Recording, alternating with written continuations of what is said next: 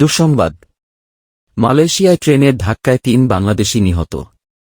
মালয়েশিয়ায় ট্রেনের ধাক্কায় নিহত ২ বাংলাদেশির পরিচয় পাওয়া গেছে। বিস্তারিত জানতে ভিডিওটির শেষ পর্যন্ত দেখুন। মালয়েশিয়ায় ট্রেনের ধাক্কায় ৩ বাংলাদেশি নিহত হয়েছেন। গতকাল রোববার রাতে দেশটির রাজধানী কুয়ালালামপুরের অদূরে Kajang KTM Puncak Utama Jade Hill ট্র্যাকে এ দুর্ঘটনা ঘটে। সেলাঙ্গোর ফায়ার অ্যান্ড রেস্কিউ ডিপার্টমেন্টের জেপিবিএম পরিচালক মো.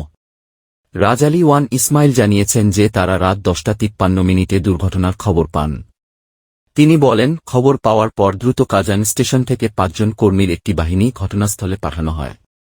মালয়েশিয়া সংবাদ মাধ্যম দ্য স্টারের প্রতিবেদনে নিহতদের বাংলাদেশি বলা হয়েছে, তবে তাদের বিস্তারিত পরিচয় তাৎক্ষণিকভাবে পাওয়া যায়নি। ঘটনাস্থলে উপস্থিত স্বাস্থ্য মন্ত্রণালয়ের একটি মেডিকেল টিম তাদের মৃত ঘোষণা করেছে। ৩ জনের মরদেহ রেল ট্র্যাকের পাশে পড়েছিল। নিহতদের বয়স ৩০ থেকে ৪০ বছরের মধ্যে। তিনি আরও জানান, রাত সোয়া ১-২টার দিকে ৩ জনের মরদেহ উদ্ধার করে পরবর্তী ব্যবস্থা নেওয়ার জন্য পুলিশের কাছে হস্তান্তর করা হয়েছে।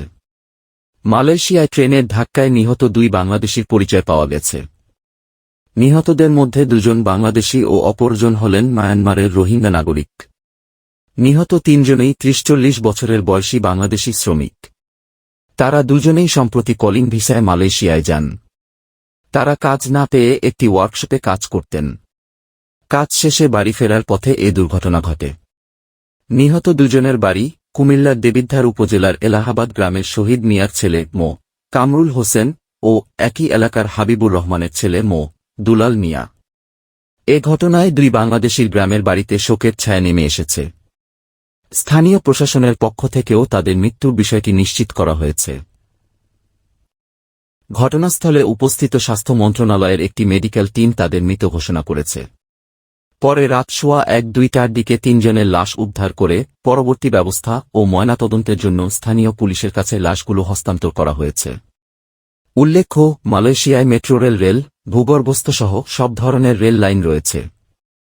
রেল লাইনের দুপাশেই ইস্পাতের শক্ত বেড়া দেয়া থাকে, যাতে রেল লাইনে কোনো মানুষ ও জীবজন্তু প্রবেশ করতে না পারে। নিহত ওই ৩ জন কিভাবে এবং কোন পরিস্থিতিতে ট্রেনের সাথে ধাক্কায় মারা গেল এ বিষয়ে বিস্তারিত প্রকাশ করেনি সংশ্লিষ্টরা।